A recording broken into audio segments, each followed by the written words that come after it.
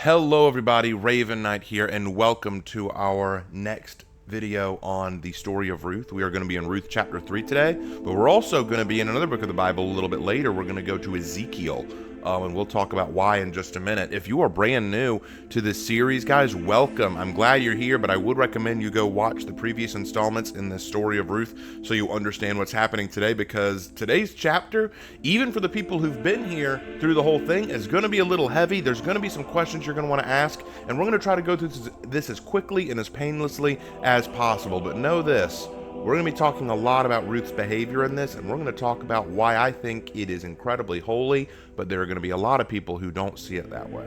Okay? All right, so let's jump right into things. For those who don't know what's going on, a quick recap of Ruth's story. Ruth is the daughter-in-law to Naomi, an Israelite woman who, with her husband and 2 sons, left Israel and went to Moab, which was a big no-no at the time. That's against God's law. But there, her 2 sons met Moabite women, Ruth and Orpah. They got married, but then Naomi's husband died, and then her 2 sons died, leaving Naomi with nothing but Ruth and Orpah. She told her 2 daughters-in-law to go back to Moab and find better husbands who will take care of them. Orpah did. Ruth refused. Ruth wanted to be with the Israelites, wanted to be with Naomi. She wanted to live amongst their people. She was showing incredible faith. Naomi let her stay with her, but the problem is they need to make money, they need to make food, they need to do something to stay alive because they're very impoverished and they don't have anyone to take care of the family because all the men in their family have died. So Ruth goes to what's called pick up grain, or glean the wheat as it's called, from a local harvester named Boaz. Boaz has this massive wheat field, and according to the law of the Israelites, when you're harvesting grain, you need to leave behind some for the poor, the needy, and the widowed so that they can have something to live off of. So Ruth shows up to do this. Boaz, who's a very godly man, a very honorable man, notices this woman and goes, wait, she doesn't look familiar. Who's that? They tell her who she is, and he goes, what an awesome woman, left her own people behind to take care of her mother-in-law, shows a great deal of faith, a great deal of honor for the Lord. That is awesome. And he goes to tell her, hey, tell you what, don't go to any other wheat field. Stay here. Use my wheat field. This is where I want you to be. Everyone's going to take care of you. You're going to be just fine here. And they build a very close relationship. Ruth is happy to be there. She goes back to tell Naomi all about it. And Naomi says, hallelujah, I know this Boaz. He's a relative. And that's where we're picking up now. They have stayed. Ruth has apparently stayed and worked for Boaz for almost a year now. So we're jumping into chapter 3. You're going to like this, guys. Here we go. So chapter 3 of Ruth, going in. One day, Ruth's mother-in-law, Naomi, said to her, my daughter, I must find a home for you where you will be well provided for. Now Boaz, with whose women you have worked, is a relative. Tonight he will be winnowing barley on the threshing floor. Wash, put on perfume, and get dressed in your best clothes. Then go down to the threshing floor, but don't let him know you are there until he has finished eating and drinking. When he lies down, note the place where he's lying, then go and uncover his feet and lie down. He will tell you what to do. Now, let's explain a little bit about what's going on here. The threshing floor, what is that?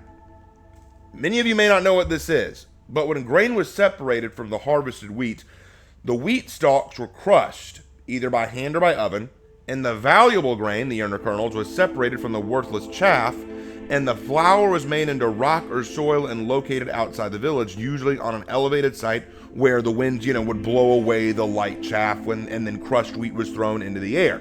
Boaz would have to spend the night in the threshing floor to guard the wheat, because while this is going on, people could sneak in and steal the product. So Boaz's turn is to sit in there, eat his meal, and then go to bed in the threshing floor and basically guard the place. That is his job, right? That is what he's meant to do.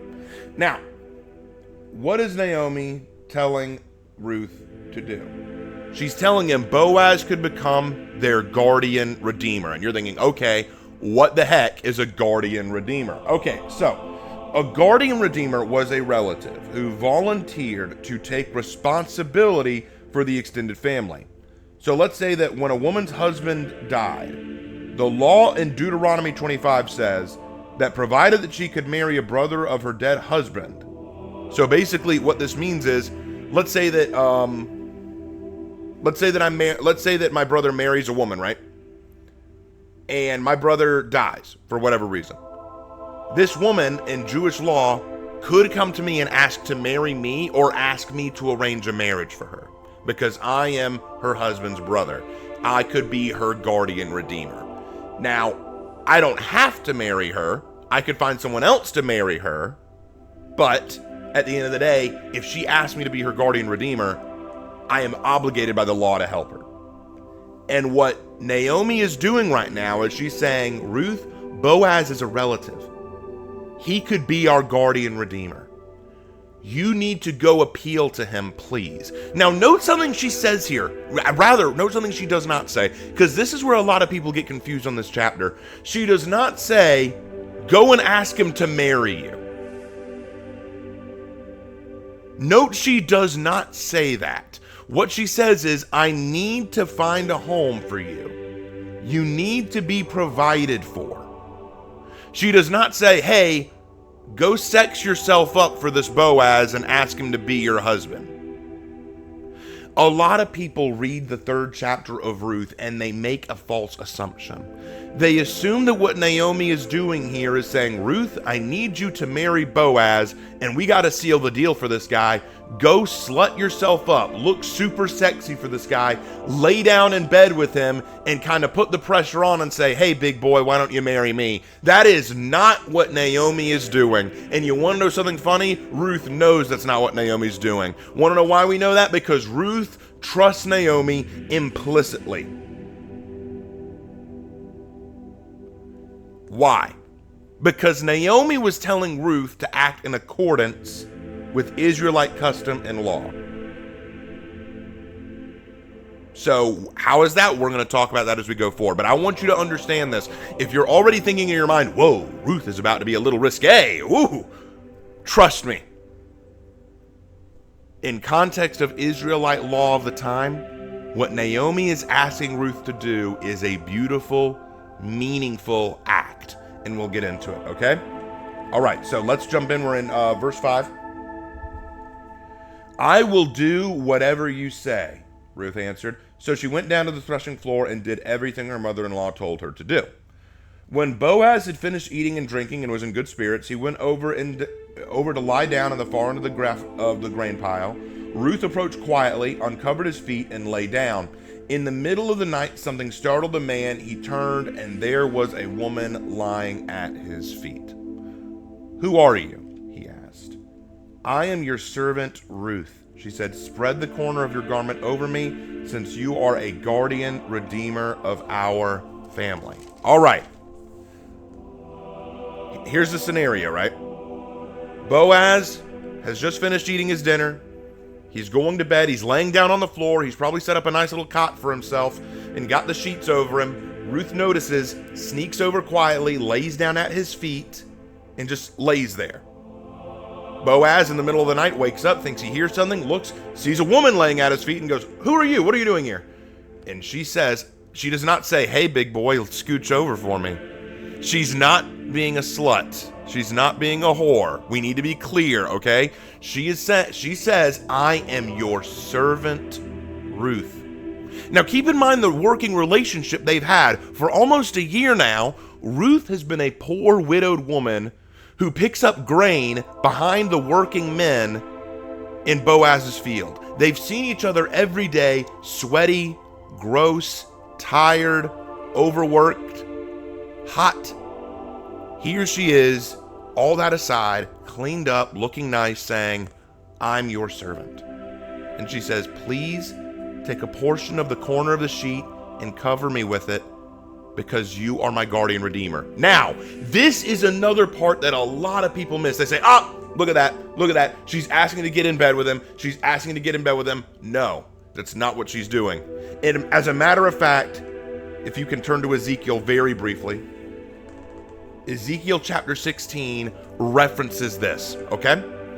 In Ezekiel, now one thing to keep in mind about Ezekiel's a prophet, right? And at this point in time, God is asking Ezekiel to speak to Jerusalem and tell his message. And what's happening in this portion of Ezekiel, God is telling Ezekiel to call Jerusalem his adulterous wife. God speaks in a lot of metaphors. And in this case, he's saying Jerusalem is like my cheating wife. Building up to that, he talks about how much he cared about Jerusalem. And look at how we listen to it in verse 8. Verse 8 of Ezekiel chapter 16. Later I passed by, and when I looked at you and saw that you were old enough for love, I spread the corner of my garment over you and covered your naked body. I gave you my solemn oath and entered into a covenant with you, declares the sovereign Lord, and you became mine. The Lord looked at Jerusalem like he would a lost lover or a lost woman or someone who is in need of his love, and he put a corner of his sheet over her. Putting the corner of your sheet over someone was a physical representation of devotion. Ruth has laid herself at Boaz's feet. What does that mean? Servants lay at the feet of their masters. Have you ever seen a dog that it rolls over on its back and it shows you its belly? That's not just the dog begging for belly rubs. That is how dogs show submission to one another. A dog shows submission by rolling on its back because it's exposing itself. It's basically saying, "You win. You're better than me. I'm weak. I'm submitting myself." Laying at his feet was a submissive act. It was saying, "I am your servant. Have mercy on me. If it pleases you, put the corner of your sheet over my body because you are my guardian redeemer." Show me the devotion and love of a relative right now. Notice something she doesn't say. Have sex with me. A lot of people, and this has annoyed me, as I've been researching this chapter and listening to other pastors, I've heard other pastors say that what Ruth is doing here is wrong. That what Ruth is doing here is inappropriate. But the problem is they're not looking at what a beautiful act Ruth is doing. Do you want to know what else they miss when this is going on? They miss Boaz's response. What does Boaz say? Read literally the next verse. What does Boaz say? Boaz says, oh, I'm sorry. I jumped the wrong page. I'm sorry. Flip over. There we go. He says, verse 10, "The Lord bless you, my daughter." He replied, "This kindness is greater than that which you showed earlier. You have not run after the younger men, whether rich or poor. And now, my daughter, don't be afraid. I will do for you all you ask. All the people of my town know that you are a woman of noble character. Although it is true that I am a guardian redeemer and of your family, there is another who is more closely related than I. Stay here for the night, and in the morning, if he wants to do his duty as your guardian redeemer, good, let him redeem you. But if he is not willing, as surely as the Lord lives, I will do it. Lie here until morning." All right, a couple things. To all the people who know Ruth's story and think Ruth did something bad here, note Boaz's response. He does not chastise her. He does not chase her out.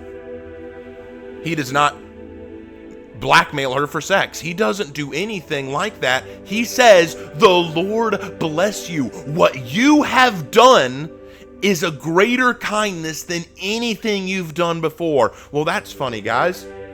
You know, Boaz is a godly man. He's a godly man who references the Lord regularly. If this was such a really gross and awful act, if this was a truly promiscuous act, why didn't Boaz say, "Okay, Ruth, look, sweetheart, get out. Okay, you need to realize that this looks really bad for you. You need to leave. You need to go home. Get out of here." No, he says, "Wow, Ruth, what a move you've just made. What a move you just made." And he tells her this. He says, "What you've done is so huge. You haven't chased after younger men. You haven't tried to go after the young, hot men." Because keep in mind, Boaz isn't super young himself. He's probably in his early middle ages. But he says, "Ruth, what you've done is so huge. You could have chased after some younger men. You could have chased after the spring chickens who work my field. But instead, Naomi told you to come to me because I'm your guardian redeemer. And you knew that by coming to me, I could provide for you and your family. And you did it all through means of Israelite custom. You didn't go after them through a pagan practice or through a whorish act. You came to me in full submission. in abiding with our customs and our culture. This would have been mind-blowing for Boaz, and he was mind-blown. But he points something out. He says, hey, I want to do this, but you got to realize, if we're doing this right, there is someone else who's a relative of yours who could become your guardian redeemer over me. I'm going to go to him tomorrow, and I'll talk to him. If he agrees to be your guardian redeemer, good, he'll help you out. But if he doesn't, as surely as the Lord lives, I will become your guardian redeemer. What a faithful guy. What a great... Can I say this? This is the first thing that I really want you to take from this. Be like Boaz. Be like Boaz. We often talk today about superheroes and Prince Charmings, right? We talk about, like, you know, that Superman movie came out recently, and a lot of people have been gushing about it, because Superman is the quintessential superhero, right? And then, of course, you got Prince Charming. All you young girls out there watching this, if I have any ladies who watch this, when you were growing up, did you dream of Prince Charming to come sweeping you off your feet, to slay the dragon and take you out of the castle? Did you ever have that dream? Boaz is as close to a real-world superhero or Prince Charming as you're going to get. Yes, he's a middle-aged, often hard-working, smells like weed all day worker. But you will not find a more godly man than Boaz. You will not find a more godly man than Boaz. Do you know how easy it would have been for Boaz to just say, okay, sure, I'll be your guardian redeemer. Get in bed with me, sweetheart. Let's do this thing. He didn't. Do you know how easy it for him to misread the situation and say, get out, get out, get out, get out, get out, get out, and then chase her out the door because he was worried about his own reputation? No. He praised her for her action, said, the Lord bless you. The Lord bless you. A second thing I want you to take from this is not just to be like Boaz, but to recognize the meaning of physical action. I want to say something very clear, and this is going to upset some people, but it's the truth. Word of mouth is not enough for salvation. Word of mouth is not enough for salvation. There are a lot of people out there who will say, oh yeah, I'm a Christian. I believe the Bible. Yeah, I believe that stuff. I trust God. Yep, totally. I believe in God. I read the Bible. I go to church on Sundays. Dude, I am a Christian. But their actions don't reflect it. Their actions don't reflect that they trust in God. They have a lot of word of mouth, but their actions and deeds don't reflect it. Word of mouth is not enough. There has to be a physical change. There has to be a characteristic change. Why? The Bible's clear. For you are a new creation. Gone is the old, in comes the new. When you become a Christian, now a lot of people will say, hold on, I thought that the Bible said that faith alone was enough. The Bible does say that faith is all that it takes, but in the James it makes clear that faith without works is dead. Why? Because good faith leads to good works. The works are a byproduct of the faith. If all you do is say I'm a Christian, but your behavior, attitude, and deeds don't change, that faith is a lie. You don't actually trust God. You don't actually have belief in God. You just say you do and hope it works out for you. Now look at Ruth. She has left her Moabite people. She is living among the Israelites. She is now acting according to Israelite custom. She's not just walking up to Boaz like a whore and saying, hey, baby, I'll sleep with you if you give me what I want. She is not saying, hey, you know what, Boaz, you're my guardian redeemer. Would you mind, helping me get hitched? She makes a physical action. She abides by Israelite custom. She lays at the feet of one she perceived to be her master. She humbly submits herself to this master, and she asks, please take me, be my guardian redeemer. She does not make any insinuations. She does not push herself on this guy. She does not force him in any such way. She just said she follows the customs accordingly and shows her faith through her actions. And Boaz recognizes it. Jesus said to his disciples, they will know me by their deeds. In other words, people are going to look at you and they're going to know you're a Christian, not because you say you are, but because of how you behave. If you're a true Christian, you don't even have to tell anyone. People will know by how you act. They're going to know this person acts differently. They're going to know this person lives a different way. This person has a way of living that is contrary to the world's. Ruth. Ruth. Want to know one of the reasons I think Ruth is so incredible?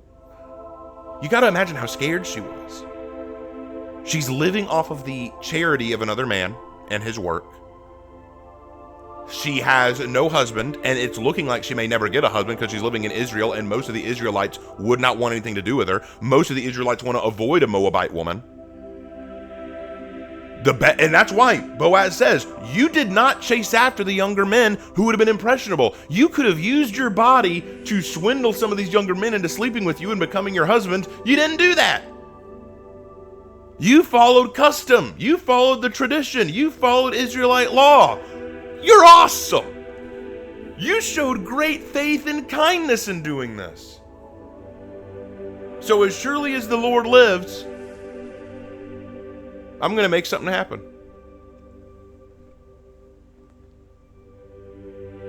True kindness and powerful faith. Boaz is showing true, unbelievable kindness to Ruth. And Ruth is showing unbelievable faith in trusting Boaz.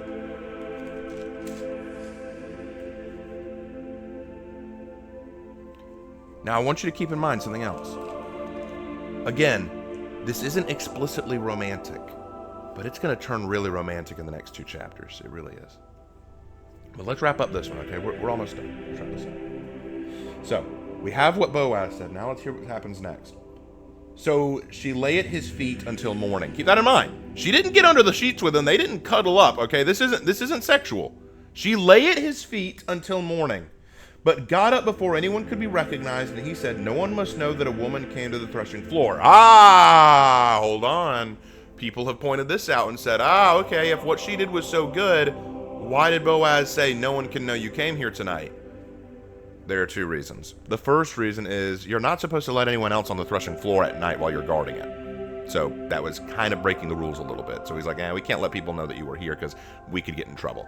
The second reason, there is a verse in the Bible, Romans 14:16. I'm going to turn there real quick. It's one we've talked about before in our Romans series, but I think it's a very important one. Let me turn to it. Romans 14:16. I had a bookmark, but my bookmark fell out when I picked up my Bible, so I've got to flip to it now. Sorry about that. Very thin pages. All right, here we go. Romans 14:16. And it said, therefore, do not let what you know is good be spoken of as evil. Therefore, let what you know is good not be spoken of in evil. What Ruth did is a good thing. She did a very good, holy thing. But people are going to read that and see what she did and assume wickedness. They're going to assume promiscuity. And Boaz is like, I'm going to protect your honor. I'm going to protect your reputation. Let's not let anyone know you are here tonight, okay? Because if they see you leaving with me, they're going to make a lot of assumptions. They're not real assumptions. They're not true assumptions. I want you to leave, and I'll take care of everything for you, okay? Let's not ruin your reputation by what you did being totally good. You know what I mean? So, wanted to get ahead of that because there's some people who are going to jump on that.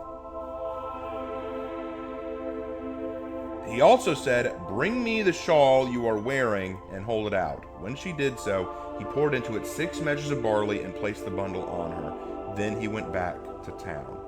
When Ruth came to her mother-in-law, Naomi asked, how did it go, my daughter? Then she told her everything Boaz had done for her and added, he gave me these 6 measures of barley, saying, don't go back to your mother-in-law empty-handed. Then Naomi said, wait, my daughter, until you find out what happens, for the man will not rest until the matter is settled today.